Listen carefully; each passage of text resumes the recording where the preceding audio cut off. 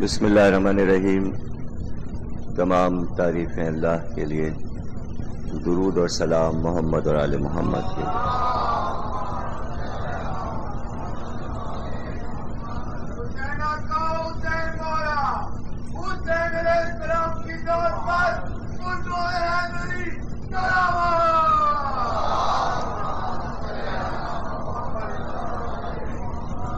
چودہ 1427 ہجری کے شہ ثانی کی خیمہ سادات میں تیسری تقریر آپ حضرات سماعت فرما رہے ہیں. ابھی شام کی مجلس میں بھی کہہ رہا تھا کہ اس وقت مسلمان ایک مشکل گھڑی سے گزر رہے ہیں اور 1 ارب سے زیادہ ہونے کے باوجود 53 ملکوں کے مالک ہونے کے باوجود سپر پاورز مسلمانوں کو دبا کے رکھنا چاہتے ہیں. احتجاج کے علاوہ دوسرا راستہ نہیں ہے. تو جب کبھی بھی اکثریت اقلیت کو دباتی ہے تو سوائے احتجاج کے کچھ بھی نہیں. یعنی یہ ایک سیدھا سا فارمولہ ہے. احتجاج پورا سر ہو یہ ایک دوسری بات ہے. احتجاج تسلسل کے ساتھ ہو یہ ایک اور الگ بات ہے. ہم کو جب بھی اکثریت نے دبایا ہم نے احتجاج کیا، جنگ تو نہیں کی. اور ہمارے احتجاج 1400 سال سے جاری ہیں. احتجاج دراصل ایک طرح کی اصلاح ہوتی ہے. یعنی ظلم کرنے والے سے یہ کہنا کہ تم اپنے خیالات بدلو، اپنی سوچ بدلو، اپنی فکر بدلو. اس پوزیشن میں اس وقت پوری دنیا کے 1 ارب مسلمان کھڑے ہوئے ہیں، جس پوزیشن میں ہم 1400 برس سے ہیں. تو وہی راستہ مسلمانوں کو سیکھ لینا چاہیے جو راستہ 1400 برس سے شیعوں کے پاس ہے کہ احتجاج حق پر ہو، اس کا طریقہ کار امن پسند ہو، سلو پسند ہو.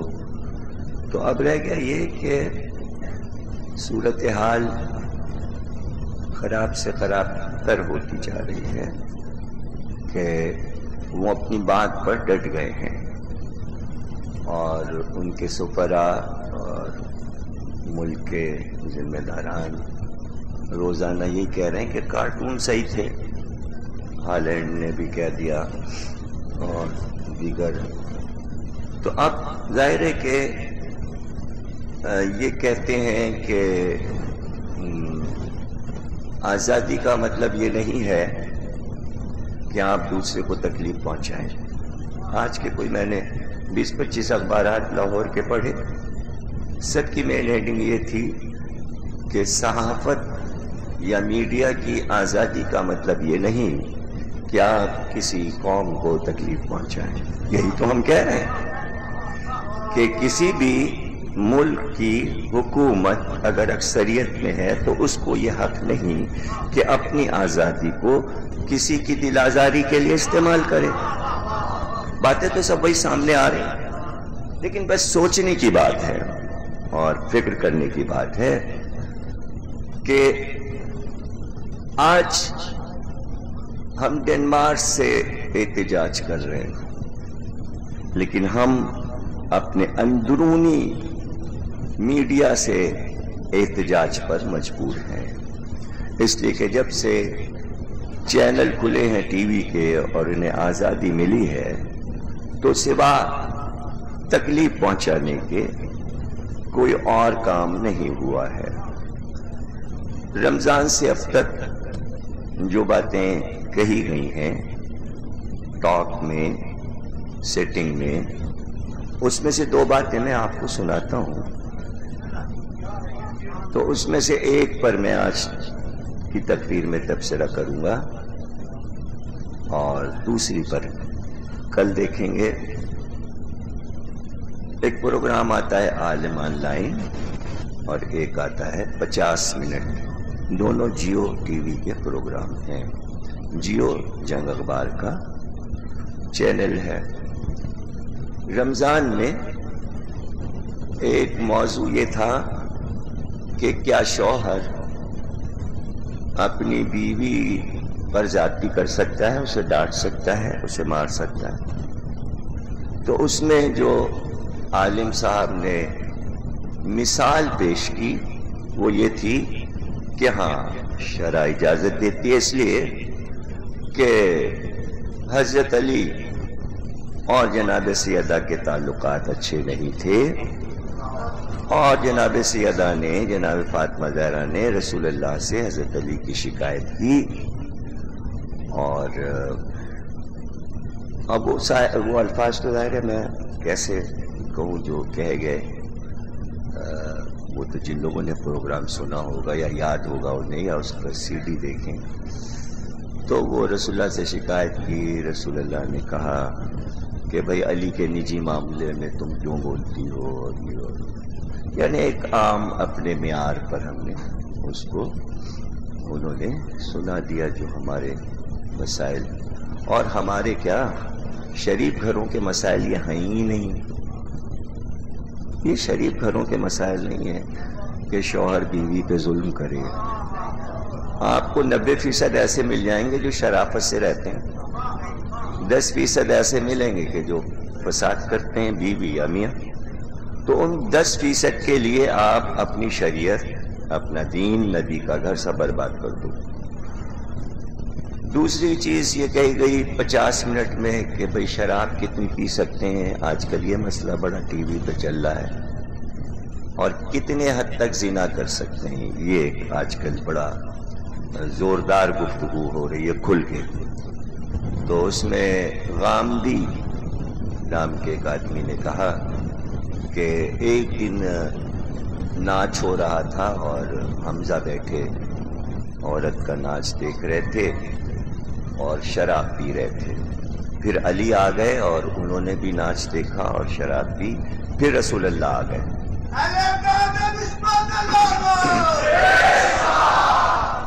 اور رسول اللہ نے کچھ نہیں کہا، دیکھ کر چلے گئے. اور وہ عورت یہ گا رہی تھی کہ مستی میں اٹھ کر اونٹ کی ٹانگیں کاٹ دو. تو علی اٹھے اور انہوں نے تلوار سے اونٹ کی ٹانگیں کاٹ دی. اب آپ یہ دیکھیے تو میرے وکیل نے، ندیم شبلی ایڈوکیٹ نے غامدی سے ٹیلی فون پہ بات کی کہ آپ نے یہ کیوں بیان دیا ٹی وی پہ. ان کا صحیح بخاری میں لکھا ہے، چونکہ صحیح بخاری میں لکھا ہے اس لیے ہم نے بیان دیا. تو ہمارے وکیل نے کہا صحیح بخاری میں اور بھی سب کچھ لکھا ہے، وہ کہیں گے آپ، وہ سب کہیں پھر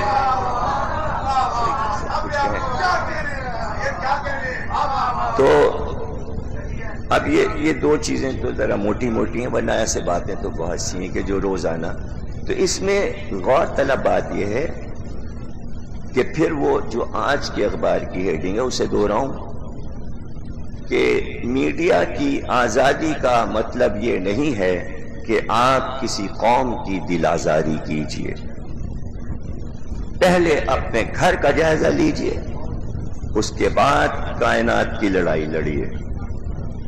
اور یہ میں کہتا رہا ہوں کہ جب تک آپ تمام اسلامی ملک شیعوں کو اعتماد میں نہیں لیں گے، وہ عالمی جنگ کافر اور یہودی سے کبھی بھی جیت نہیں پائیں گے. یہ صدیوں تک میرا جملہ گونجتا رہے گا، اس لیے کہ فتح مہدی کے آنے پر ہے اور مہدی ہمارا امام ہے، کسی اور کا نہیں ہے.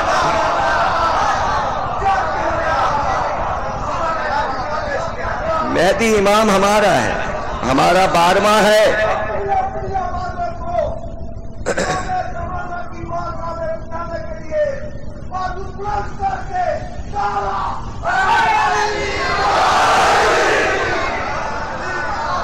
تو اس سے پہلے کہ وہ آئیں اور جب ادھر سے ذوالفقار کی چمک دکھائی دے تب آپ اپنے عقیدے بدلیں، ابھی سے ہمیں اعتماد میں لے لیں تو بہتر ہے تاکہ بات بن جائے۔ اور ایک پروگرام اے آر وائی پہ ہوا تو اس میں کراچی یونیورسٹی کے وائس چانسلر وغیرہ سارے تھے، صحافی بھی، تو اس میں میں نے ایک بات کہی تھی، اس میں یہ موضوع تھا کہ مذہبی سطح پر رہنمائی کرنے کا حق کس کو ہے، یہ موضوع تھا۔ تو میں نے اس میں یہ بات کہی تھی کہ دیکھیے سب سے بڑی پاکستان کی جو ٹریجڈی ہے وہ یہ ہے کہ جتنے بھی فرقے یہاں آباد ہیں وہ اپنے علاوہ دوسرے فرقوں کی کتابوں کو پڑھتے ہی نہیں۔ تو میں نے مثال دی کہ ہمارے کتب خانے میں آ کے دیکھیے تو آپ کو اہل سنت کی کتابیں زیادہ ملیں گی، اور ہم نے لفظاً پڑھی ہیں، سیاست کی ساری کتابیں، تاریخ کی ساری کتابیں، حدیث کی ساری کتابیں، مال کی کتاب ہو، شافعی ہو، حنبلی ہو یا حنفی کتابیں ہوں، سب بھری پڑی ہیں ہمارے گھر میں۔ تو وہ کتابیں پڑھ کر ہم تو نہیں بدل گئے جو آپ ڈر رہے ہو ہماری کتابیں پڑھنے سے۔ اس میں خوف کیا ہے؟ اچھا، جب تک ایک دوسرے کو نہیں پڑھیں گے آپ مزاج نہیں سمجھ سکتے، اور اس وقت عقل مندی یہی ہے کہ غور سے پڑھیں کہ ہمارے عقائد کیا رہے ہیں۔ ہم روز روز عقائد بدلتے نہیں، اور ہمارے عقائد کوئی بخارا میں، روس میں صحیح بخاری لکھی گئی تو مسلمانوں کے عقائد بنے۔ بھئی 700 سال ہوئے ہیں بخاری کو لکھے ہوئے، 750 سال ہوئے، اسلام تو 14 سال کا ہو گیا نا۔ تو ہم نے کبھی بھی چینج نہیں کیے عقائد، اس لیے کہ تسلسل کے ساتھ 12 رہنما آئے، وہ بتاتے رہے، اور جو پہلے نے کہا وہی چھٹے نے کہا، وہی 12واں کہے گا، بات نہیں بدلتی، اس لیے کہ سب کی حدیث، سب کا قول ایک ہے، سب علم میں برابر ہیں، سب عبادت میں برابر ہیں، سب شجاعت میں برابر ہیں، اور جو رسول نے کہا ہے، جو قرآن نے کہا ہے، ان کا قول کبھی نہ قرآن کے خلاف ہو سکتا ہے نہ قول رسول کے خلاف ہو سکتا ہے۔ اتنے سے فارمولے سمجھنا کیا مشکل ہے؟ پھر جب یہ طے ہے کہ ہم عصمت کو مانتے ہیں، ہم 14 معصوم مانتے ہیں، 14 معصوم کے مطلب یہ ہے کہ خطا کا امکان دور دور نہیں ہے۔ آئے تطہیر ان کے لیے، غامدی نے کہا آئے تطہیر کوئی چیز ہی نہیں ہے، ایسی کوئی چیز نازل ہی نہیں ہوئی، یہ نام ہی غلط رکھا گیا ہے۔ آئے تطہیر کوئی چیز نہیں ہے، طہارت کوئی چیز نہیں ہے، عصمت کوئی چیز نہیں ہے۔ تو یہ احمقانہ کام جو میڈیا پہ شروع ہوئے ہیں کہ تمام فرقے آدم سے لے کر خاتم تک کی عصمت کے قائل ہیں، صرف ہمارے 14 کی وجہ سے آپ اس عصمت سے بھی انکار کیے دے رہے ہیں۔ یہ جو آپ کرنے جا رہے ہیں، تو آپ یہ دیکھیں کہ جب آپ عصمت سے ہی انکار کر رہے ہیں تو سرکار کو آپ بچائیں گے کیسے؟ کس طرح بچائیں گے آپ؟ یعنی کیسے آپ غیر ملکوں میں ان کو کیا آپ خاکہ پیش کریں گے سرکار کا؟ اس لیے کہ یہی 12 امام تحفظ دیتے ہیں سیرت محمد کو۔ یہ بات ابھی تک لوگوں کے سمجھ میں نہیں آئی، اسی پہ جھگڑتے رہے کہ علی ولی اللہ کیوں ہے کلمے میں۔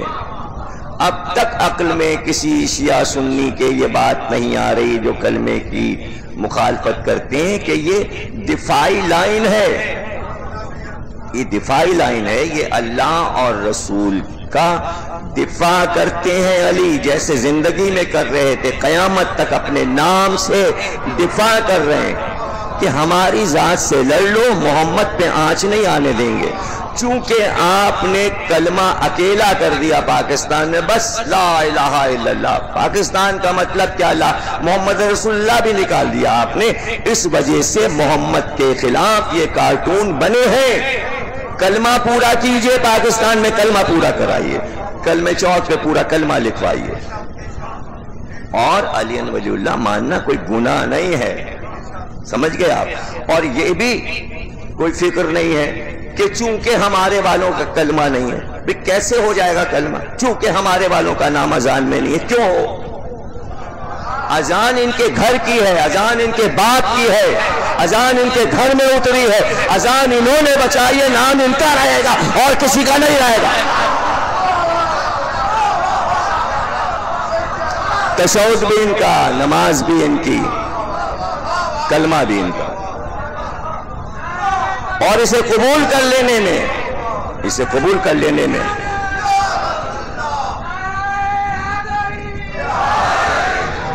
رہ گیا یہ مسئلہ کہ آپ کا دہن ہے، آپ کا منہ ہے، ٹی وی کھلا ہوا ہے، 24 گھنٹے چل رہا ہے، دن میں بھی رات میں بھی، جو چاہے بک دیجئے بیٹھ کے، جو چاہے کہہ دیجئے، اس لیے کہ میڈیا کو آزادی مل گئی ہے، پورے ورلڈ کو مل گئی ہے، جو دل چاہ رہا ہے وہ ہزیان بک رہے ہیں، آپ بھی بکیے، وہ بھی بک رہے ہیں، پھر اسی کی لڑائی ہوتی رہے، وہ ادھر بکتے رہے، آپ ادھر بکتے رہے۔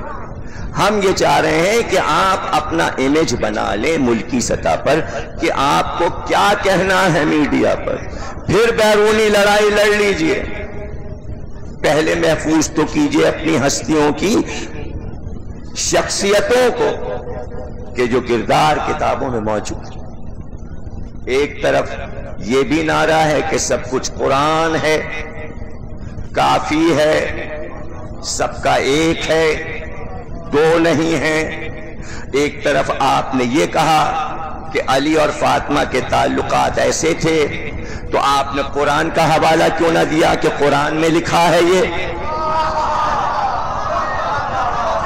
جب قرآن میں نہیں ہے تو آپ اسے تسلیم کیسے کرا رہے ہیں؟ اور اگر آپ یہ کہتے ہیں کہ اتنی سی بات قرآن میں کیوں آتی، تو بات تو اتنی سی ہو گئی، پھر اسے بیان کرنے کا کیا ضرورت ہے؟ اگر وہ بہت بڑی بات ہوتی تو قرآن میں آتی، تو آپ کہیں گے قرآن میں تو یہ سب نہیں ہے، قرآن میں یہ سب ہے، ابھی پڑھتا ہوں میں، میاں بیوی کے جھگڑے قرآن میں پورے بیان ہوئے ہیں، ابھی پڑھتا ہوں میں، تو جو جھگڑے قرآن میں موجود ہے پہلے وہ پڑھ لیجئے، اس کے بعد وہ بھی پڑھ لیجئے گا جو نہیں ہے۔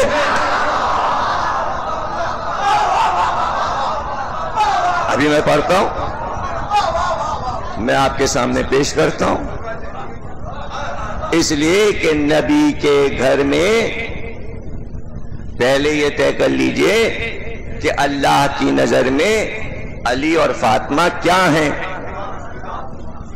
بھائی نبی کی بیٹی ہیں، علی نبی کے داماد ہیں، اگر کوئی ذرا سی بات ہوگی تو جبریل آیت لے کے آئیں گے، کم از کم سلو کرانے تو آئیں گے۔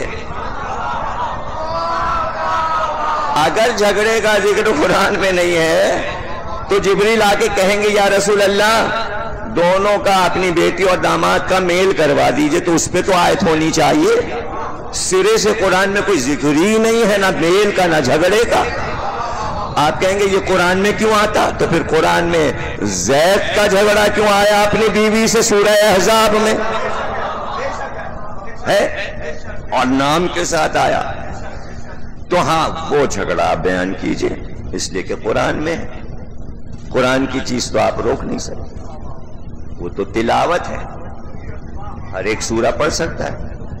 رسول اللہ نے، رسول اللہ کے گھر میں بہت سے غلام اور کنیز تھے، کچھ وہ تھے جو جناب خدیجہ کے ساتھ آئے تھے۔ زید بن حارثہ کو جناب خدیجہ نے خریدا تھا، جب 10 برس کا تھا تو خرید لیا تھا، جہیز میں یہ بھی آیا تھا غلام۔ حضور نے اس کی شادی ام ایمن کے ساتھ کر دی جو حضور کے دادا کی کنیز تھی۔ اب یہ قرآن میں قصہ بیان ہو رہا ہے، میں آپ کو سنا رہا ہوں، تاریخ میں تو جو ہوگا تو آپ پڑھ لیجئے گا، قرآن میں پڑھنا ہو تو گھر پہ جا کے صبح تلاوت کر لیجئے گا۔ سورہ احزاب، سورہ احزاب میں حضور نے شادی کر دی. کچھ دنوں کے بعد زید نے کہا کہ بوڑھی ہو گئی میری بیوی, میں دوسری شادی کرنا چاہتا ہوں. تو حضور نے اپنی پھوپھی کی بیٹی زینب بنت جیش سے شادی کر دی زید کی. وہ اعلیٰ خاندان کی تھیں, یہ غلام تھا. پہلے ہی دن سے جھگڑے شروع ہو گئے. قرآن بیان کر رہا ہے کہ روز جھگڑے. اب جب جھگڑا ہو میاں بیوی میں تو وہ زید آ کے رسول اللہ سے بیان کرتے تھے, آج یہ کہا, آج یہ کہا, آج یہ کہا, آج یہ کہا. رسول اللہ روز سنتے رہتے. آخر میں جب بہت جھگڑے بڑھ گئے, ایک دن رسول اللہ نے کہا طلاق دے دو. زید سے کہا طلاق دے دو. آیت یہ کہ اس نے, میں آیت کے وہ الفاظ بیان نہیں کر سکتا, آپ یہ سمجھیں گے میں اپنی طرف سے ملا رہا ہوں, میں نہیں بیان کرنا چاہتا جو الفاظ ہیں قرآن میں, حالانکہ آیت ہے, آیت ہے. زید نے جا کے طلاق دی اور اس کے بعد حضور پہ وہی ہوئی کہ تم جا کے زینب سے شادی کر لو. یہ بھی میں کہہ رہا ہوں, یہ بھی میں کہہ رہا ہوں, آیت میں نہیں ہے لفظ شادی, یہ میں کہہ رہا ہوں. رجوع کر لیجئے. وہ چلے گئے, گھر میں داخل ہو گئے, رسول اللہ نے رجوع کر لیا, گویا عقد میں لے آئے. حکم الہی, حکم الہی خود ہی عقد ہے, یعنی اللہ اپنے نبی سے جو کچھ کہہ دے وہ رجسٹرڈ ہے, وہی ہے سب کچھ. یعنی نبی کو ہم اپنے معیار پہ نہیں ناپ سکتے. برات لے کے جاؤ, براتی ہوں, پھر دولہا اور پھر دلہن اور پھر ولیمہ اور کھانا. وہاں تو حکم الہی ساری رسمیں ہیں. جیسے آ کے جبریل نے کہہ دیا تھا کہ عرش پر علی کا عقد فاطمہ سے ہو چکا, اب آپ مسجد نبوی میں بھی صیغہ جاری کر کے خطبہ پڑھ دیجئے. تو حکم الہی تھا, شادی ہو گئی. تو ویسے یہ بھی. اب مسئلہ یہ ہے کہ یہ جھگڑے, یہ شادی, یہ طلاق, پھر طلاق کے بعد پھر دوسری شادی ان کی, یہ سب قرآن میں کیوں اترا؟ ان جھگڑوں کا تو میں ذکر ہی نہیں کر رہا ہوں جو سورہ تحریم میں ہے. وہ کوئی ایک دو جھگڑے تو ہیں نہیں کہ میں ان کو نپٹا دوں. ہاں, وہ تو جھگڑے ہی جھگڑے, پورا سورہ قرآن میں موجود ہے. یا تو یہ ہے کہ ان جھگڑوں کی وجہ سے آپ نے یہ سوچا کہ جہاں نہیں ہوئے تو غصے میں وہاں دکھایا. مجھے تو یہی لگتا ہے کہ ان کو بھی ملوث کر لو, حالانکہ وہ سب اللہ کا حکم ہے. جو اللہ نے دیکھا, جو اللہ نے سنا, وہ کتاب میں اتارا. تو اس پہ کیوں نہیں آپ تبصرہ کریں؟ اگر ایسی ہی مثالیں دینی ہیں تو یہ والی مثالیں دیجئے, یہ ساری موجود ہیں قرآن میں, بھرا پڑا ہوا ہے. ایک تھوڑی پورا اشرا پڑھا جا سکتا ہے صرف جھگڑوں پر. ہاں اور کیا.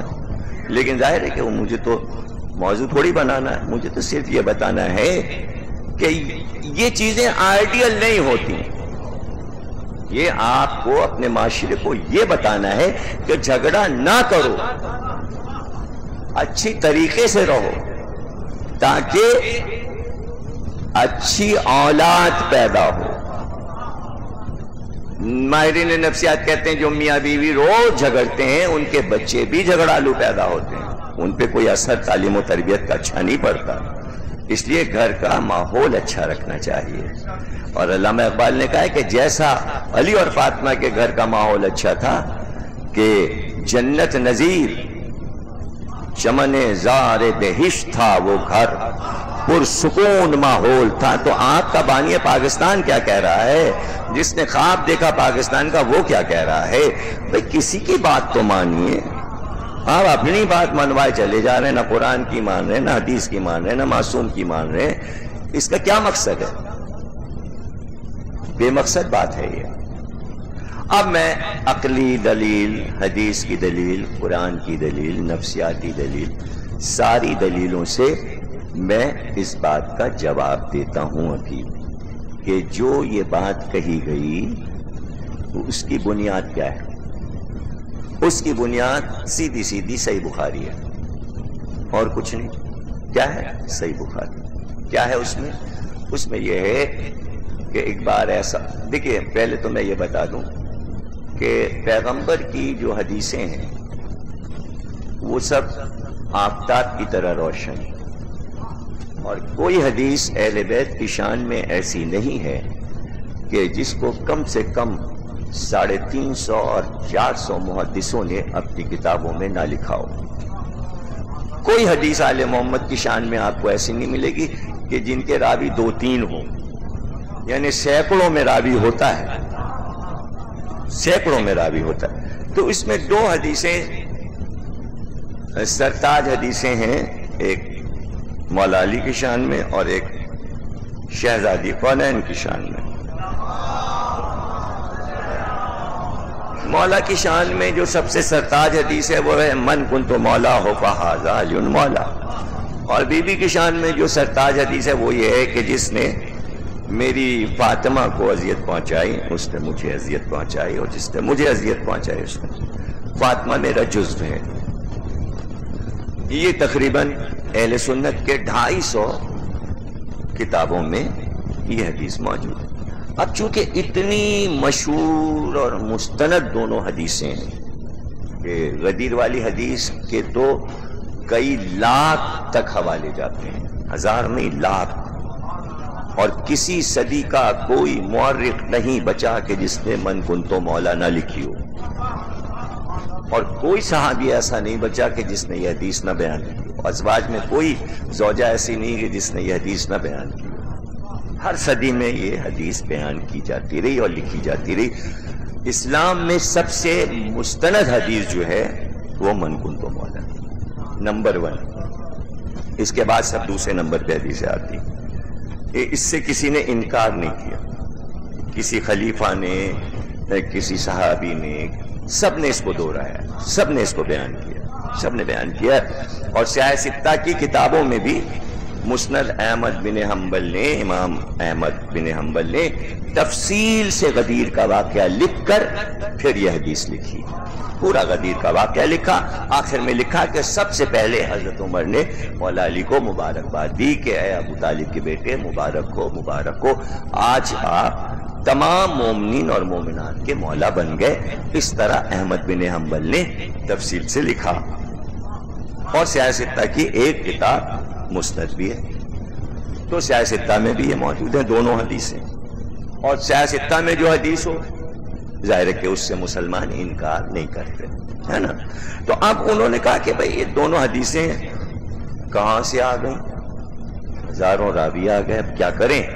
تو دونوں حدیثوں میں جیسے چاند کا داغ کہ تھوڑا سا کچھ اس پہ سفید کپڑا ہے تو ذرا سا انک کے 2-4 قطرے چھڑک دو، شاید اس لیے کہ نظر نہ لگ جائے، یا جو بھی مقصد ہو مجھے تو نہیں معلوم.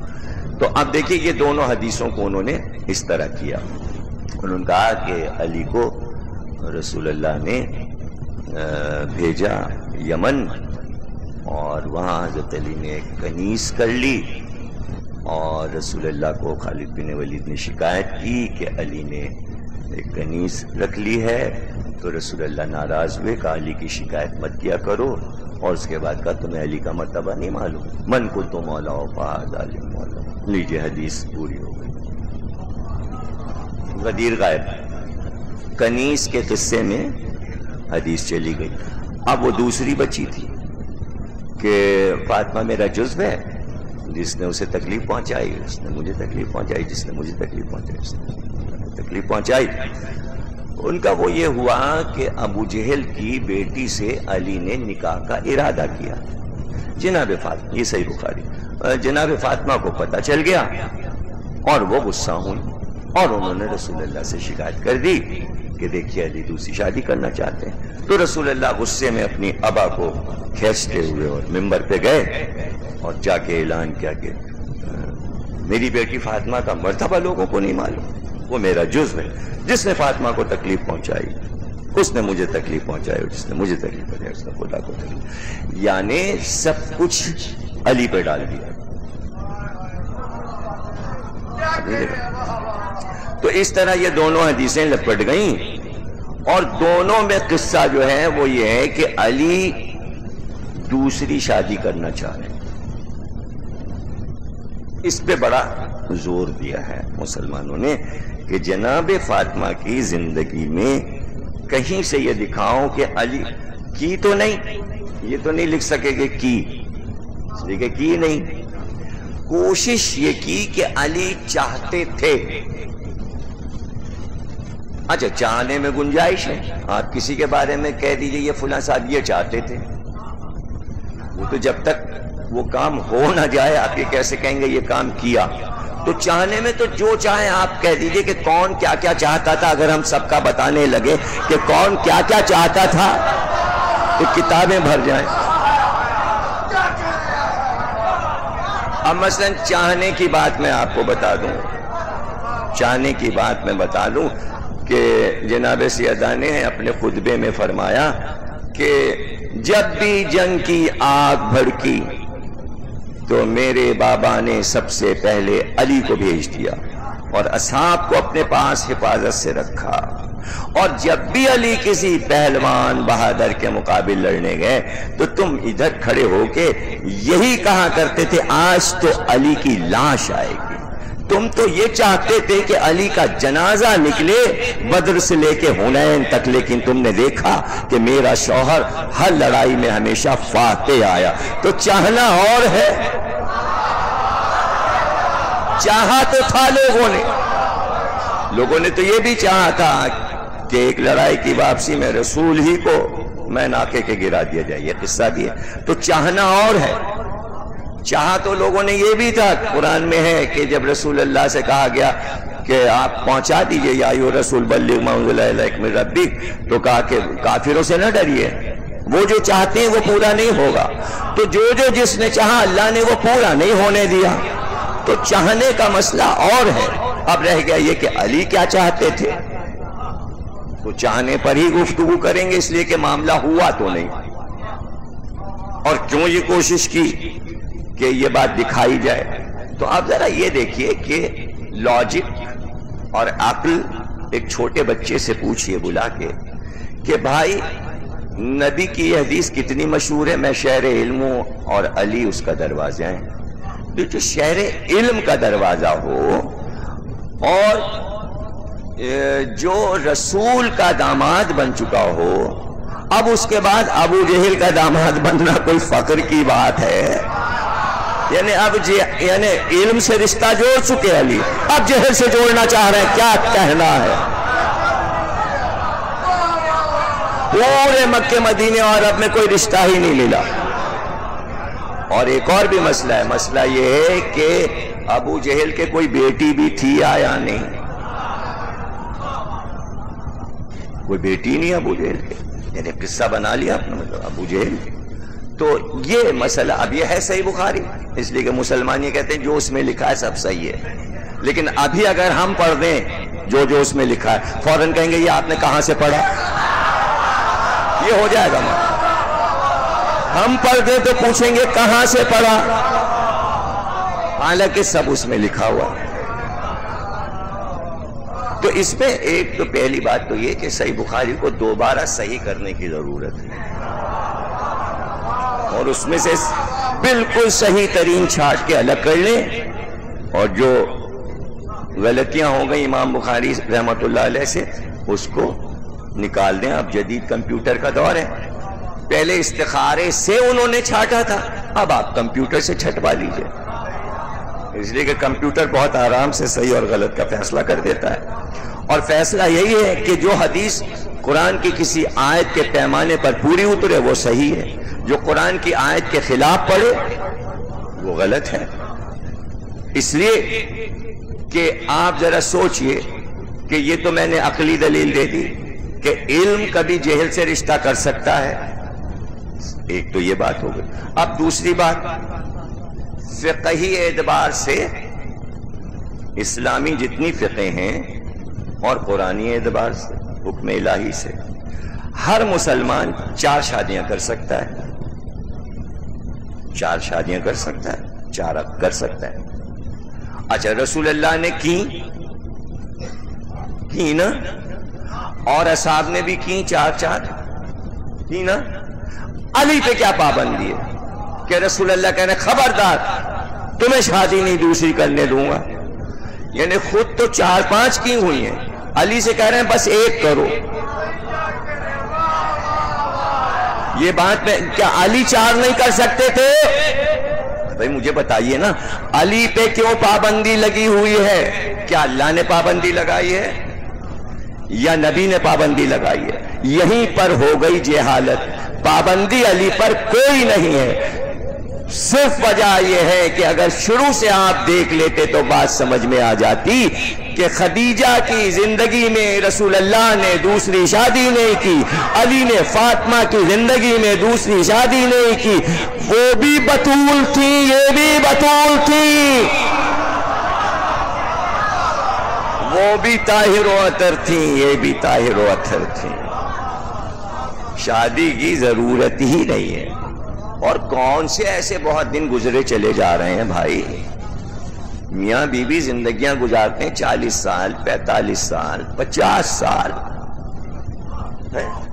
میاں بیوی ساتھ رہتے ہیں۔ ارے کل 9 سال کی تو بات ہے،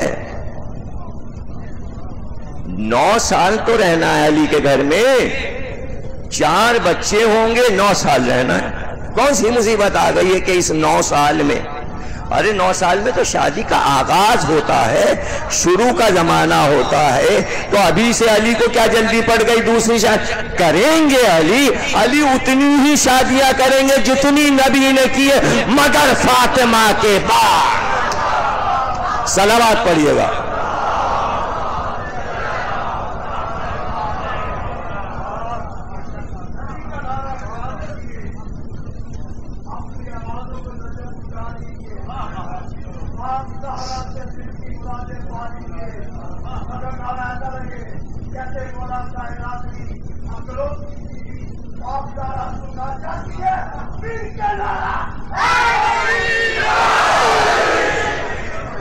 ہے نا؟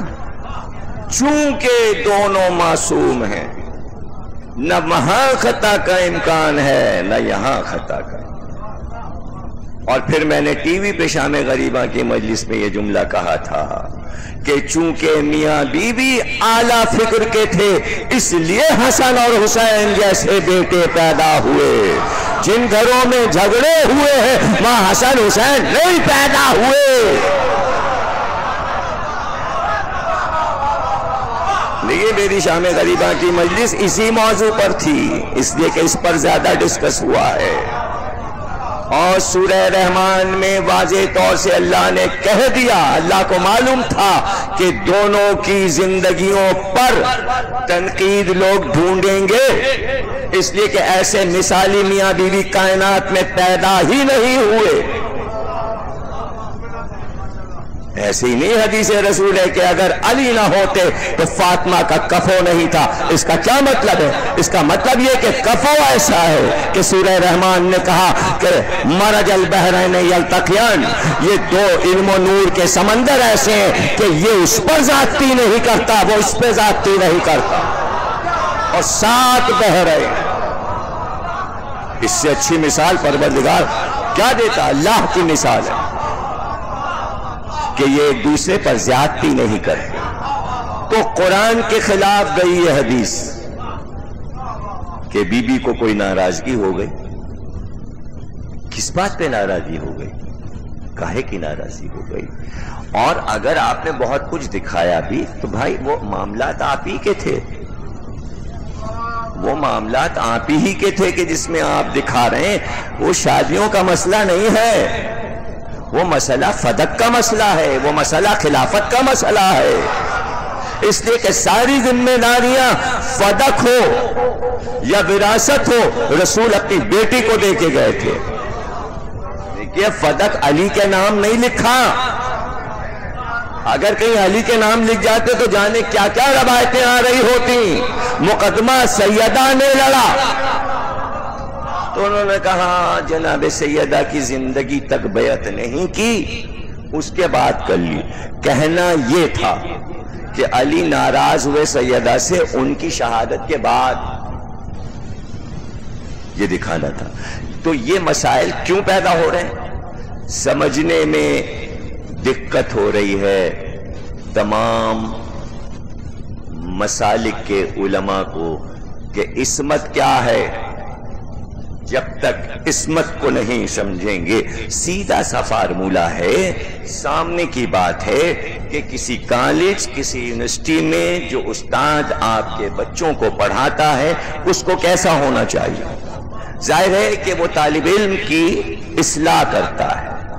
اگر وہ سگریٹ پینے کو بچے کو منع کرے گا، شراب پینے کو منع کرے گا، غلط جگہوں پر جانے کو منع کرے گا، جھوٹ بولنے کو منع کرے گا، تو پہلے اس میں یہ عادتیں نہ ہو تب تو وہ اصلاح کر سکتا ہے. اگر وہ سب کچھ وہ کر رہا ہے تو اسے حق نہیں ہے منع کرنے کا. جب یہ دنیا کا فارمولہ ہے کہ آپ اپنے بچے کے لیے ٹیچر ڈھونڈتے ہو تو پتہ لگاتے ہو کہ اچھا ہے نا، بری باتیں تو نہیں سکھا دے گا. تو اللہ کائنات کی ہدایت کے لیے جو ٹیچر بھیجے، رہنما ہدایت کے لیے ہادی بھیجے، کاہے کے لیے اس میں غلطیاں ہو. اس لیے کہ جب وہ منع کرے گا انسانوں کو تو پہلے وہ پلٹ کے کہیں گے تم بھی تو یہی سب کچھ کرتے ہو، ہم کو کیوں منع کر رہے ہو. لیکن 1,24,000 انبیاء میں کسی کی امت نے پلٹ کے یہ نہیں کہا آپ ہمیں یہ کیوں منع کر رہے ہیں، آپ بھی تو کرتے ہو. بھائی جب بت پرستی کو آ کے انبیاء نے منع کیا تو کسی امت نے یہ بھی پلٹ کے کہا کہ آپ بھی تو کرتے تھے. یہی تو ایک فارمولہ ہے کہ جو سورہ توبہ اللہ نے اتارا، سورہ برات کو اتارا اور علی کے ہاتھ بھجوایا اور کہا اللہ نے یا محمد تم خود جاؤ یا وہ جائے جو تم میں سے ہو. انت منی، جو منیت کی منزلت پر ہو، جو تمہارا خون گوشت ہو، ورنہ کسی اور کو نہ بھیجنا، قیامت ہو جائے گی. اس لیے کہ اس میں جا کر یہ کہنا تھا کہ کل سے کوئی مشرک کافر نہیں آ سکتا اور بت پرستی بند ہو رہی ہے، بت کے آگے کوئی نہیں جھکے گا.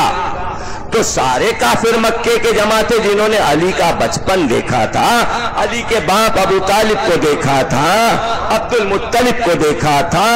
تو وہ پلٹ کے تو کہتے کیسے علی تم منع کر رہے ہو، کل تک تمہارا باپ بھی یہیں آ کے بتوں کی پوجا کرتا تھا. تو علی کو کہنا تو دور بات ہے، علی کے لیے تو سب کو معلوم تھا کہ کبھی بت کے آگے جھکنے کا سوال ہی نہیں پیدا ہوتا. مکے کے کافروں کو یقین تھا کہ ابو طالب بھی کبھی بت پرست نہیں تھا. کافروں کو یقین تھا کہ ابو طالب کبھی کافر رہے ہی نہیں. اس لیے لیڈر کو خالص ہونا ضروری ہے. دیکھیے یہی ہمارے افکار میں اور عالم مسلمان کے افکار میں یہی فرق ہے کہ ہم رہنما کی خامیاں نہیں تلاش کرتے. ہم نے کبھی بھی یہ پسند نہیں کیا کہ آدم کی غلطیاں لکھی جائیں. ہم نے کبھی پسند نہیں کیا کہ نوح سے کوئی غلطی ہو گئی، حضرت ابراہیم سے کوئی غلطی ہو گئی، موسیٰ سے کوئی غلطی ہو گئی، عیسیٰ سے کوئی غلطی ہو گئی، داؤد و سلیمان سے کوئی غلطی ہو گئی. یہ ہم کو سکھایا ہے علی نے، یہ ہم کو بتا گئے ہیں علی کہ کبھی اپنے رہنما میں غلطیاں مت تلاش کرنا ورنہ ذلیل ہو جاؤ گے. رہنما کا کچھ نہیں بگڑتا، قوم ذلیل ہو جاتی ہے، قوم رسوا ہو جاتی ہے. اب لڑ لیجئے، اب لڑ لیجئے. آپ اپنی شخصیتوں کو جس طرح پیش کر رہے ہیں میڈیا پر، تو جو دوسرے کریں گے پھر وہ کریں گے. پہلے اصلاح اپنے ملک میں ہونی چاہیے اور ایک کمیٹی بننا چاہیے ہر فرقے کی، شیعہ سنی سب ہوں اس میں، اور وہ تمام علماء کو بٹھا کر یہ بات کہیں کہ بچوں کو جو کچھ میڈیا پہ سنایا جائے مذہبی، اس میں کیا کہنا ہے اور کیا نہیں کہنا. اس کے بغیر آپ کچھ نہیں کر سکتے. جو کرنا تھا وہ 1400 برس میں آپ نے کر لیا. ظالموں کی تعریفیں آپ نے کی، جابر و فاسق و فاجر کو رضی اللہ تعالیٰ عنہ آپ نے کہا اب تو چھوڑیے، چھوڑیے. طرفداریاں کی گئیں فاسق و فاجر کی. روشن خیالی کا مطلب یہ نہیں ہے، روشن خیالی کا مطلب یہ نہیں ہے. ایک طرف قرآن پکارا تقوی تقوی تقوی، متقی متقی متقی، اور دوسری طرف روشن خیالی میں سے آپ سب کچھ نکال دیجئے. یہ نہیں ہو سکتا، اس لیے کہ یہ معصومین سب، جتنا بات میں یہ کہتا ہوں کہ جتنے روشن خیال ائمہ تحریم تھے، دنیا میں کوئی روشن خیال پیدا نہیں ہو سکتا۔ روشن خیال ہونے کے معنی یہ ہیں کہ انسانی سطح پر آ کر ہدایت کی جائے۔ ابھی تک تو آپ یہ طے نہیں کر سکے کہ یہودی، کافر اور مشرک کے ساتھ زندگی کیسے گزارنی ہے۔ ظاہر ہے کہ آپ کے پاس اتنے ایٹم بم نہیں ہیں کہ آپ اسرائیل پر گرا سکیے اور آپ امریکہ کو فنا کر سکیے، تو آپ کو ذہن اور دماغ کی لڑائی لڑنی ہے، اور اس کے لیے آپ کو اپنے آپ تطہیر اور پاکیزگی کرنا پڑے گی، اس کے بعد آپ آگے بڑھیں گے۔ آپ اپنے ائمہ کا امیج دکھائیں، اور اس میں گھبرانے کی بات نہیں ہے کہ کچھ لوگوں کو ہم جب اس معیار پر پاس لائیں گے تو وہ کچھ کم دکھائی دیں گے۔ اس میں خوف کیا ہے؟ اس میں کیا ڈر ہے؟ یہ فیصلے تو ہو چکے، ٹھیک ہے نا، یہ فیصلے تو ہو چکے، اس میں کوئی خوف اور ڈر کی بات نہیں ہے۔ تصوف سے سوچئے اور بولیے، انہوں نے کیسے یہ فیصلہ کر لیا کہ علمی سطح پر ہم سب کو مانیں گے، لیکن علمی سطح پر ہم علی کو فوقیت دیں گے، اس لیے کہ فضیلتوں میں علی کے مقابل میں عالم اسلام میں بعد رسول کوئی ہستی نہیں گزری، تو اس میں کیا برا ہے؟ مانیے چوتھا، کون کہہ رہا ہے کہ چوتھا نہ مانیے؟ مانیے چوتھا، مگر فضیلت کے اعتبار سے نمبر 1 ماننا پڑے گا۔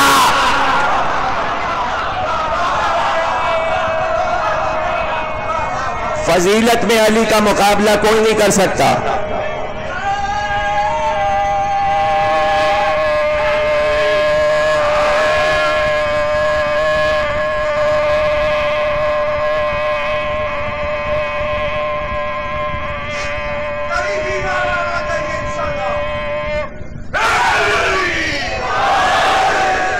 فضیلت میں کوئی نہیں۔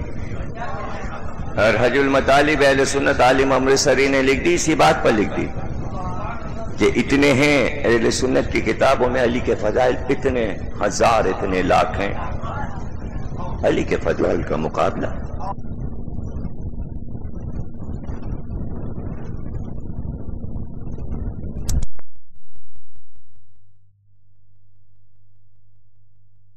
تین علی کے لیے کافی ہے، تین ہی علی کے لیے کافی ہیں،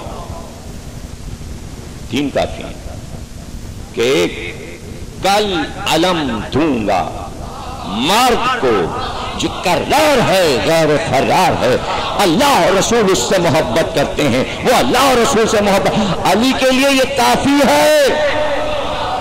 اس کے معنی یہ ہے، اس کے معنی یہ ہے کہ علی مرد تھے، رجل تھے، علی کرار تھے، کبھی بھاگے نہیں، علی غیر فرار تھے، بھاگنے والے کے ساتھ علی کا نام نہیں آ سکتا۔ فرار، فراری کے غیر تھے علی، وہ ان کا غیر تھا،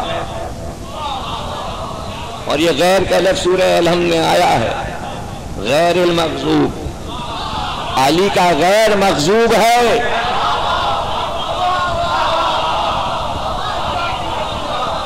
سورہ الحم میں ہے، اور اللہ اور رسول اس سے محبت کرتے ہیں، صحیح بخاری۔ اس کے معنی اللہ اور رسول کی محبت اگر کسی اور کے لیے ہوتی تو اعلان ہوتا، اس لیے کہ کیڑی شرط یہ تھی کہ وہ بھی اللہ اور رسول سے محبت کرتا ہو، دو طرفہ محبت ہے، تو علی کی محبت اللہ سے اور اللہ کی محبت علی سے ثابت ہے، کسی اور کی بھی ثابت ہے، دو طرفہ تو نہیں ثابت ہے، اور اللہ اس کے دونوں ہاتھوں پر فتح دے گا، دونوں ہاتھوں پر فتح، تو فتح جاری ہے اس لیے کہ دونوں ہاتھوں پر ہوئی ہے، تو فتح بھی علی سے منسوب، رجل ہونا بھی علی سے منسوب، اللہ کی محبت بھی علی سے منسوب، رسول کی محبت بھی، اور پھر اس کے بعد اسی صحیح بخاری میں یہ ہے کہ تین فضیلتیں علی کو ایسی ملی کہ سعد ابن ابی وقاص کے باپ نے کہا کہ تین فضیلتیں اگر مجھے مل جاتی تو سرخ اونٹوں سے بہتر ہوتا، ایک خیبر کا عالم مجھے مل جاتا، ایک پیغمبر کی بیٹی سے میری شادی ہو سکتی، تو یہی فضیلت کیا کم ہے؟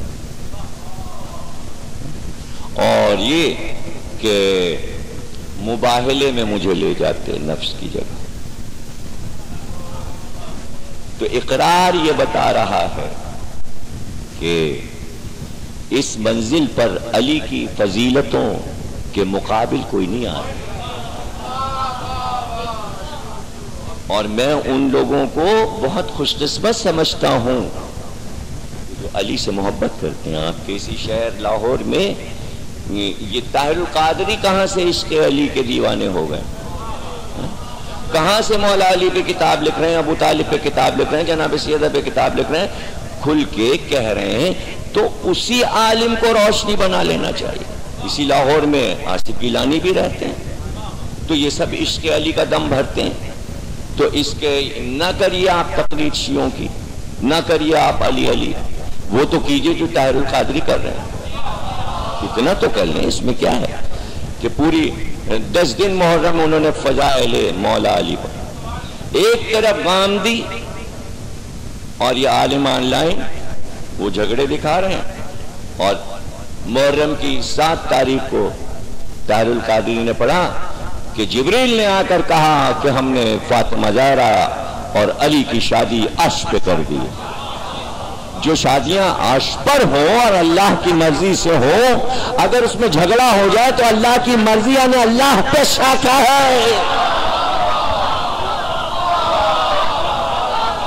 یہ مسلمانوں کو اللہ پر شک ہے کہ سارے کام اللہ غلط کر جاتا ہے. اور یہ کوئی شیعوں نے نہیں لکھا، طاہر القادری نے کتابوں کے نام بتائے کہ اہل سنت کی کتابوں میں عرش پر علی اور فاطمہ کی شادی کی روایت موجود ہے، تمام اہل سنت کی کتابوں میں.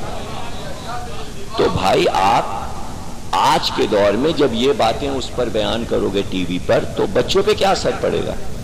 تو وہ تو پھر عقیدت جو پیدا ہونی چاہیے، یہی تو فرق ہے جو کہ ہم بتاتے ہیں کہ ہم اپنے بچوں کو یہ بتاتے ہیں کہ ہمارے رہنما اتنے عالم، اتنے صابر، اتنے اللہ کی خوشنودی حاصل کیے ہوئے اور اللہ کے رابطے میں ہر وقت تھے.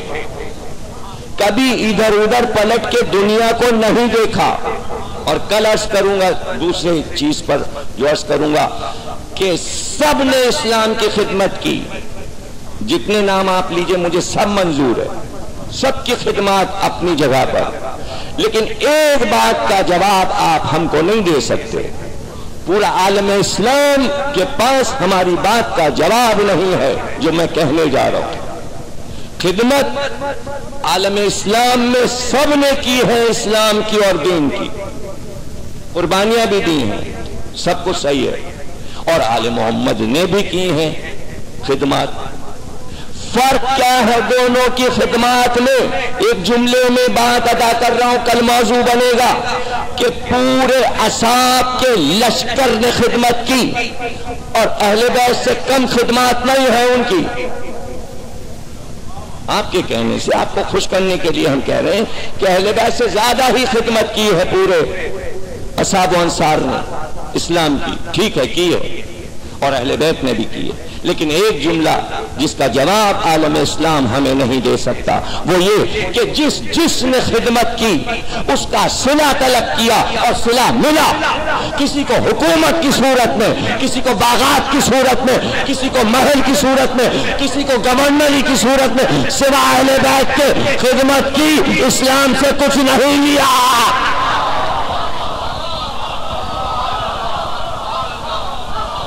کچھ نہیں لیا.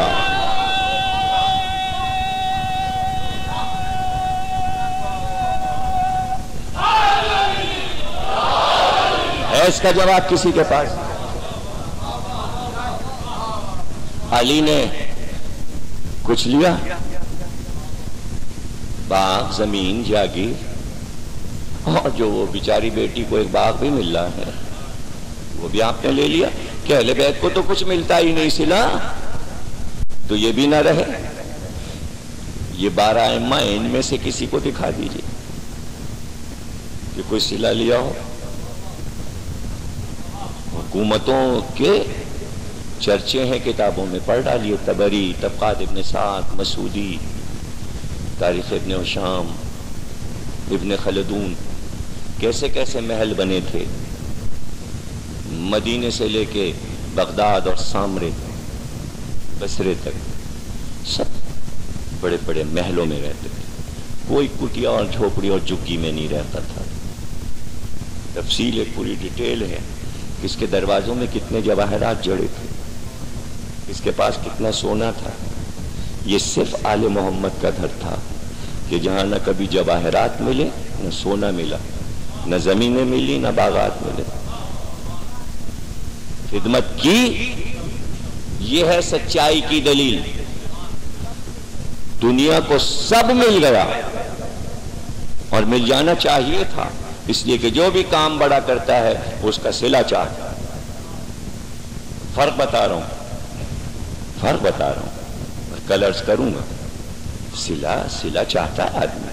آج بھی دنیا کا دستور یہی قائم ہے، آپ ہمارا یہ کام کر دیجئے، آپ یہ کر دیں گے تو ہم یہ دیں گے، اسی پہ پوری دنیا چل رہی۔ یہ کام آپ کیجئے، یہ لے لیجئے، اب وہ چاہے تنخواہ ہو، وظیفہ ہو، یا ہدیہ ہو، یا قائد اعظم، کسی نہ کسی صورت میں کچھ نہ کچھ لیا جا رہا اور دیا جا رہا ہے، یہ کام کیجئے، یہ لے لیجئے۔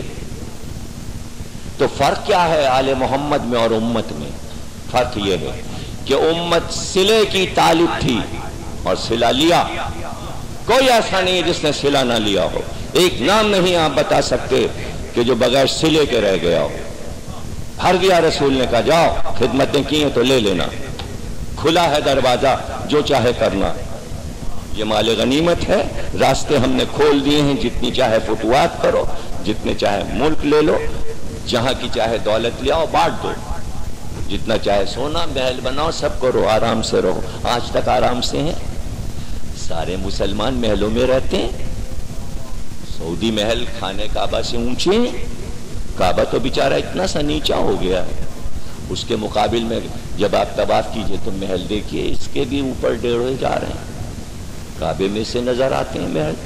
تو محل کا مقابلہ اللہ کے محل سے ہو رہا ہے، تو ایسے ایسے تو محل اللہ نے عطا کر دیا۔ تیل کی وافر مقدار مل گئی امارات اور سعودی عرب کو۔ اب تک عطیہ ہے کہ بھائی تم خدمات کر رہے ہو، لیے جاؤ، سمجھے نا؟ آل محمد نے نہیں چاہا۔ آپ کوئی بھی کام کر کے دیکھ لیجئے، کمیٹی بنا لیجئے، کوئی مسجد بنا لیجئے، امام باڑہ بنا لیجئے، تو لوگ آئیں گے اور کہیں گے بس صاحب یہ دیکھیے خرچہ پانی دیجئے تو ہم کام کریں۔ لیکن کوئی آپ سے کہے آپ اپنا حصہ نہیں لے رہے تو آپ یہ کہیں گے ارے ہماری تو گھر کی بات ہے، ہمیں تو اسے ترقی دینا ہے۔ یہ مسئلہ تھا، باہر والوں نے چاہا کہ ملے، رسول نے کہا لے جاؤ، گھر والوں نے کہا ہمارے تو گھر کی بات ہے، ہم کیا لے، ہمیں تو اسے پالنا ہے، اور اب تک پالا۔ اور پھر دوسری بات کیا ہے؟ دوسری بات یہ ہے کہ تمام امت نے جو کام کیے وہ اپنی ذات کے لیے کیے، علی نے جو کام کیے وہ اللہ کے لیے کیے، اللہ کے لیے کیے۔ اور اس کی میں مثال آپ کو دیے دیتا ہوں، سامنے کی مثال، کہ جب اپنی ذات درمیان میں آ گئی تو اپنے کو ہٹا لیا، اس لیے کہ ہر کام علی کا خدا کے لیے ہوتا تھا۔ عمرو کے سینے پہ سوار ہو گئے، اس نے لعاب دہن پھینک دیا، بے ادبی کی، علی ہٹ گئے، کہ بیچ میں میں آ رہا ہوں، میرا غصہ آ رہا ہے، میرا ذاتی غصہ نفس شامل ہو رہا ہے، اس لیے میں ہٹ گیا، میں اس کو قتل اپنے غصے کے لیے نہیں کروں گا، اس کے لیے کر رہا ہوں، اسلام کے لیے۔ اسی طرح دیکھ لیجئے، یہ بھی اعتراض ہو جاتا ہے، آپ لوگ یہ کہتے ہو کہ علی کا حق تھا تو تلوار کیوں نہیں نکالی؟ ابھی تلوار کیوں نکالتے؟ سارے کام علی کے اللہ کے لیے ہوتے تھے، تلوار نکالنے کی کیا ضرورت ہے؟ کیا ضرورت ہے؟ اپنی ذات کے لیے حکومت نہیں چاہیے۔ اور جب آئے سکھانے کے لیے تو آ گئے چوتھی منزل پر کہ بھئی سیکھ لو، اور 4 سال میں سیکھ سکتے ہو تو سیکھو، سیکھ لو۔ اور اسی سے آپ اندازہ کر لیجئے کہ جب علی آ گئے تو سب لڑنے کھڑے ہو گئے۔ کیوں بھائی؟ اس لیے کہ آپ نہ خود کھاتے ہو نہ دوسروں کو کھانے دیتے ہو، اس لیے سب کھڑے ہو گئے. یہی جھگڑا ہے، جھگڑا یہی ہے.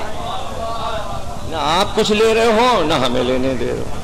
علی نے کہا بھائی جب تک ہم ہیں تو ہم تو اس کو غلط نہیں استعمال کرنے دیں گے اسلام کی دولت کو. اور علی نے دکھا بھی دیا کہ کہیں میرا محل ہو تو دکھا دو. سب کے محل تاریخ میں موجود ہیں، قصر حمراء اور قصر خضرا اور فلانا قصر اور فلانا قصر، سب تاریخ میں ڈیٹیل موجود ہے کتنے بڑے بڑے محل. تو علی نے کیوں نہیں بنوایا؟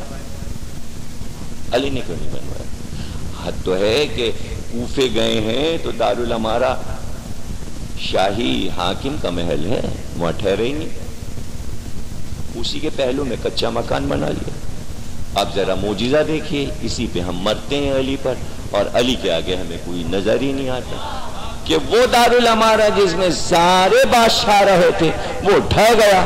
علی نے جو کچا مکان بنایا تھا وہ اب تک رہ گیا، اور عالم اسلام میں کسی اسلامی کا مکان روئے زمین پر باقی نہیں ہے سوائے علی کے مکان کے. تاکہ قیامت تک لوگ جا کے دیکھیں کہ یہ دین و دنیا کا بادشاہ تھا اور یہ اس کا مکان تھا. نہ اسے کوئی مٹا سکا نہ اسے کوئی توڑ سکا، اس لیے کہ وہ کچا مکان ہے، کوئی توڑ کے کرے گا کیا.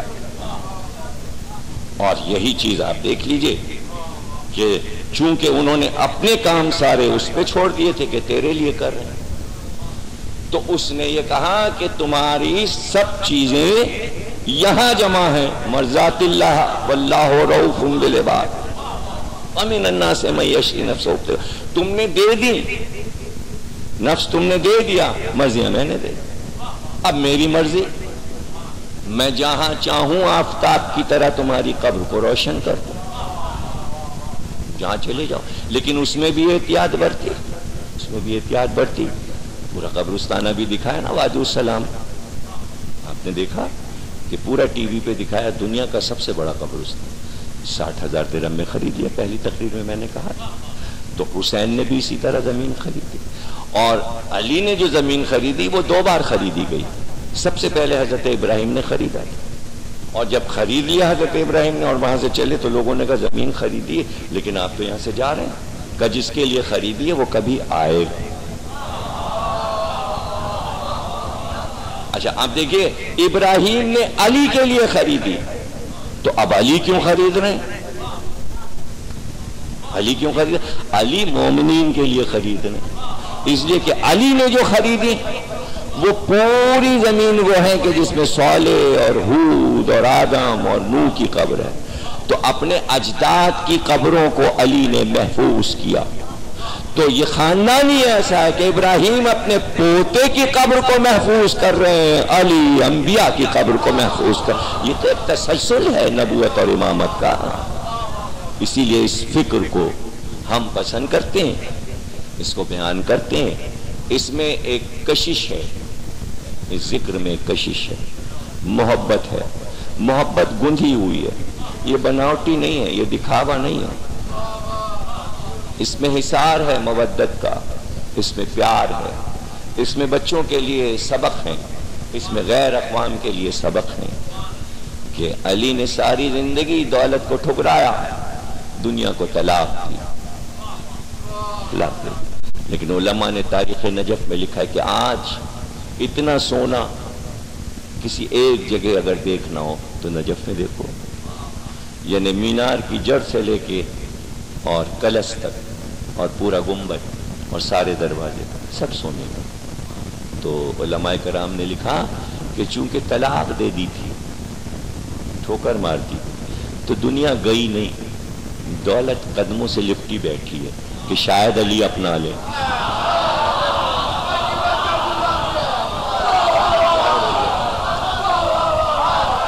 جتنے دروازے ہیں سب سونے کے،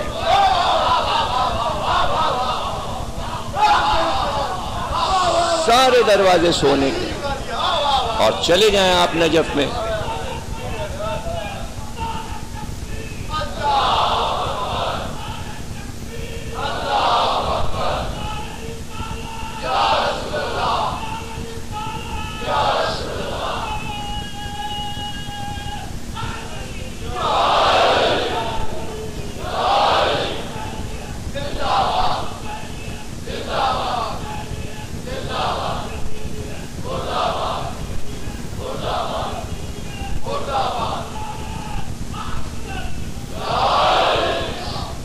جناب علی طبیعت تو ٹھیک نہیں تھی، لیکن اب تو سوال یہ ہے کہ مرتا کیا نہ کرتا والا محاورہ ہے کہ جب ممبر پہ آ ہی گئے تو اب بھول گئے کہ کیا حالت تھی، اور پھر آپ کی محبتیں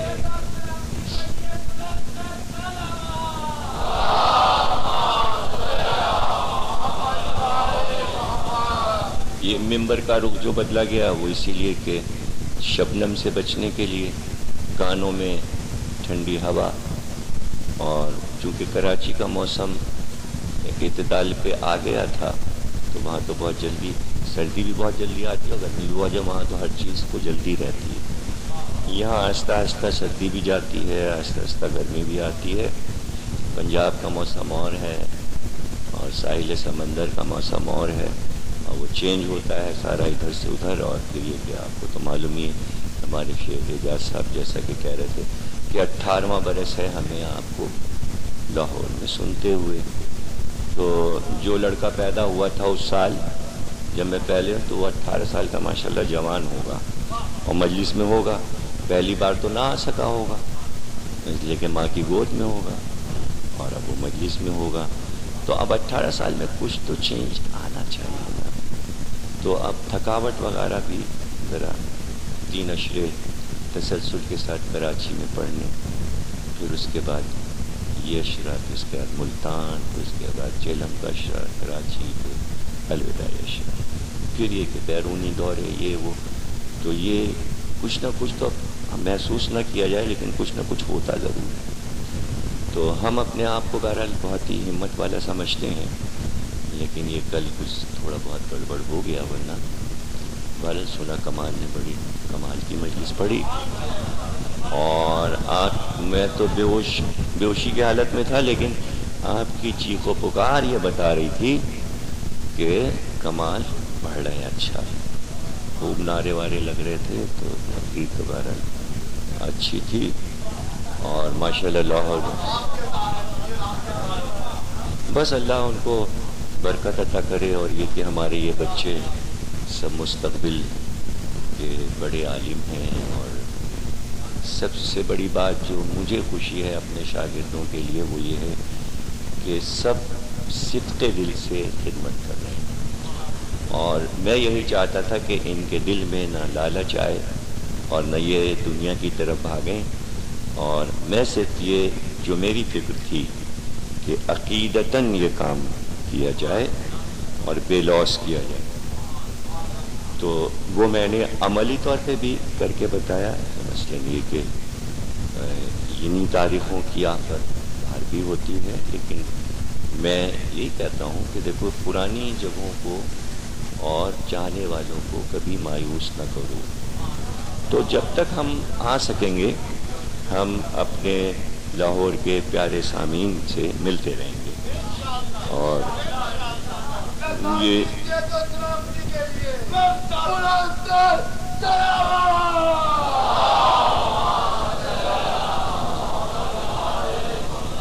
یہ ضرور ہوگا کہ ایک دن ایسا آئے گا کہ ماجد اور کمال ہم سے اچھا پڑھنے لگیں گے، اور آپ چپکے چپکے باہر کہہ بھی دیا کریں گے 19-20 لیکن ہمیں کوئی پرواہ نہیں ہے، اس لیے کہ استاد سب کچھ بتا دیتا ہے، ایک گر اپنے پاس رکھتا ہے۔ تو اس وقت جب آپ یہ سب کریں گے نا 3-5، تو وہ والا گر ہم آخری فارمولہ پھر استعمال کریں گے۔ وہ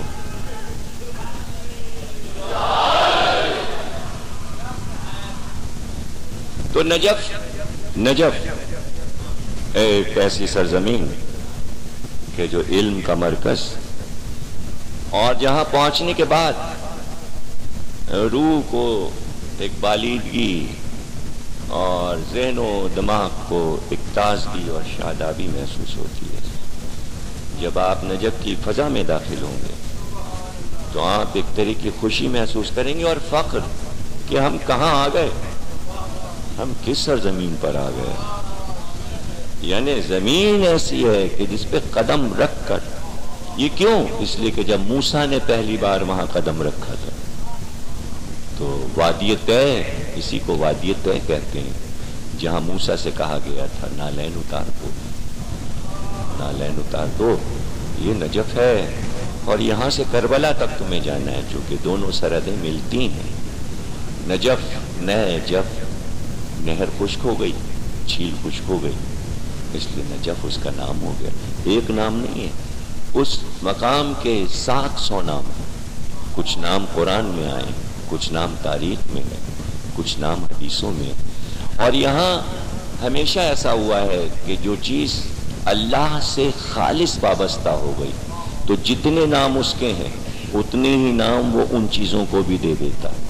جتنے نام اللہ کے ہیں اتنے ہی نام محمد کے ہیں، اتنے ہی نام علی کے ہیں، اتنے ہی نام فاطمہ کے ہیں، اتنے ہی نام حسن و حسین کے ہیں، اور اتنے ہی نام ان جگہوں کے ہیں، کربلا کے، نجف کے۔ حد یہ ہے کہ اتنے ہی نام اس گھر کے حیوان گھوڑوں کے ہیں، تلواروں کے ہیں، نیزوں کے ہیں، ناقوں کے ہیں، اور کوئی چیز یہاں بے نام نہیں رہی، ہر چیز کا نام رہا اور ہر چیز کا وارث قرار دیا گیا۔ کبھی کسی چیز کو بے وارث نہیں رکھا گیا، وارث بنا کر اس کی عظمت بڑھائی۔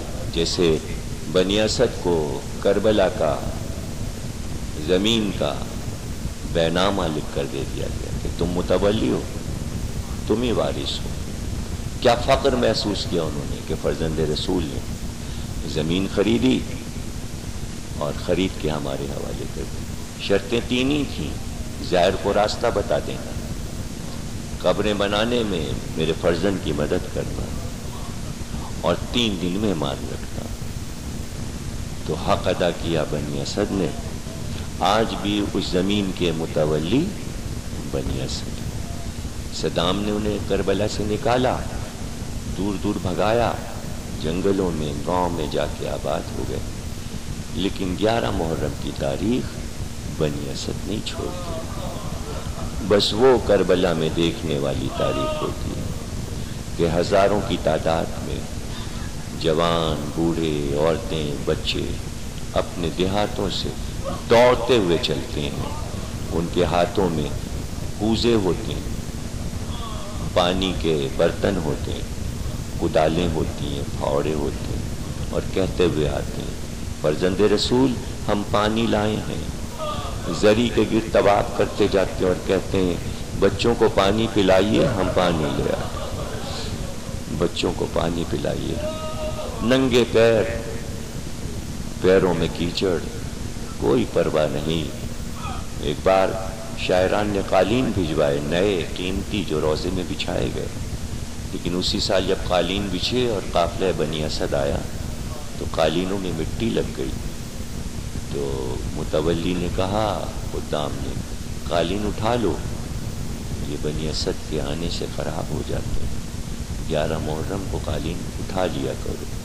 حسین خواب میں آئے، کہا اس سے کہہ دو حاکم سے اپنی قالین لے جائے، ہمیں یہ قالین پسند نہیں ہے، ہمیں اپنے عزادار اور ماتمدار پسند۔ تو حسین کی نظر میں ہر ماتمدار اور ہر عزادار، اور یہ جملہ آپ کے لیے تحفہ ہے کہ حسین سے بڑھ کے جو عظمت ماتمدار اور عزادار کی حسین کی ماں فاطمہ زہرا کی نظر میں ہے، اس عظمت کا کیا کہنا۔ اللہ اکبر، وہ عظمت ہی کچھ اور ہے، وہ عظمت ہی کچھ اور ہے۔ جناب فاطمہ ایک ایک عزادار کو پہچانتی ہیں، عزادار کے ساتھ شریک ہوتی ہیں، اس لیے کہ عین تمنا تھی جناب فاطمہ کی کہ حسین کی عزاداری کی جائے، ایک ماں کی تمنا، ایک ماں کا ارمان۔ اور کہتے یہ کہ ماں کی دعا بیٹے کے حق میں رسول اللہ نے فرمایا قبول ہوتی ہے فوراً۔ جناب فاطمہ کی دعا کیسا قبول ہوئی جو عزاداروں کے لیے کی کہ آج کائنات میں غم حسین پھیل گیا۔ صرف آپ نہیں کہ لاہور کے لوگ بیٹھے اور پاکستانی اور کراچی، دنیا کی ہر قوم نے محرم منایا، اور آپ سوچ نہیں سکتے کہ کون کون سی قومیں کس طرح یہ غم مناتی ہیں۔ آپ حیران ہو جائیں اگر آپ انسائکلوپیڈیا پڑھیں تو آپ دنگ ہو جائیں. اور مسلمانوں کو یہ سب کچھ پڑھنا چاہیے، دیکھنا چاہیے. لیکن کہاں نیپال پہاڑی علاقہ، لیکن ادھر عاشور کا دن آیا اور سارے نوجوان ہاتھ میں قمائیں اور چھریاں لے کر جنگل کی طرف چلے جاتے ہیں، اور جا کر وہاں یہی ان کا عاشور ہے کہ اپنے آپ کو کاٹ ڈالتے ہیں اور اس کے بعد مر جاتے ہیں، گلے کاٹ ڈالتے ہیں، ہاتھ پیر اپنے کاٹ ڈالتے ہیں، لاشیں گر جاتی ہیں. لیکن جب شام ہوتی ہے تو وہی جوان شام غریبہ کے بعد اپنے گھروں کو واپس آتے ہوئے نظر آتے ہیں. اب یہ آج کی سائنسی دنیا میں یہ حیران کن ہے، لیکن جنہوں نے دیکھا ہے، جنہوں نے انٹرویو لیا ہے، انہوں نے پوچھا ہے کہ تم تو مر گئے تھے. کہا ہم ہر سال مر جاتے ہیں ماتم کر کے، لیکن شام ہوتی ہے، ایک سوار آتا ہے گھوڑے پر سوار، اور وہ گھوڑے سے اتر کر ہمارے جسم کے اعضاء کو اپنے پیر سے جسم سے ملاتا جاتا ہے اور کہتا جاتا ہے اٹھ اور اپنے گھر چلا جا، اٹھ جا اور اپنے. اور جب ہم اس سے پوچھتے ہیں آنے والے تیرے نثار تو کون ہے، آواز آتی ہے ابا ابا.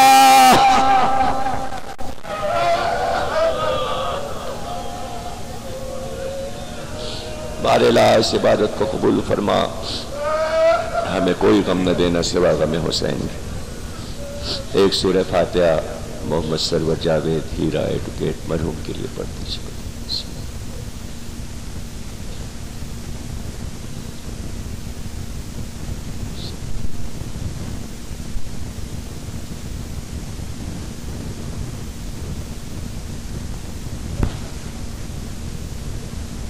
یہ ایک نانی ہماری ان کے صاحبزادے کی نانی بیمار ہیں، ان کے لیے دعا کیجیے کہ اللہ انہیں صحت کلی عطا فرمائے. محمد اور آل محمد عباس کی والدہ کے لیے بھی آپ حضرات دعا کیجیے کہ بھاگتے جناب فاطمہ اللہ انہیں صحت کلی عطا فرمائے. آمین ثم آمین. جتنے بھی مومنین یہاں پر موجود ہیں اور خدا نہ کرے جن کی طبیعت ناساز ہے، اللہ انہیں صحت کلی عطا فرمائے. جو بے روزگار ہیں انہیں روزی عطا فرما، جو برسر روزگار ہیں ان کے رزق میں وسعت فرما، جو اولاد نرینہ نہیں رکھتے انہیں اولاد نرینہ عطا فرما. باپ کے محمد اور آل محمد مملکت کی حفاظت فرما، تمام مسالک میں اتحاد فرما، امام زمانہ کا ظہور فرما، تاجیل فرما.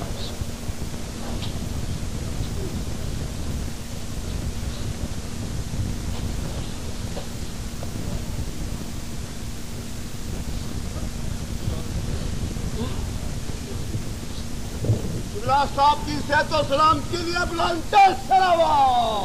السلام علیکہ یا نبی اللہ، السلام علیکہ یا رسول اللہ، السلام علیکہ یا سید المرسلین، السلام علیکہ یا رحمت للعالمین. السلام علیکم ورحمۃ اللہ وبرکاتہ. السلام علیکہ یا ابا عبد اللہ،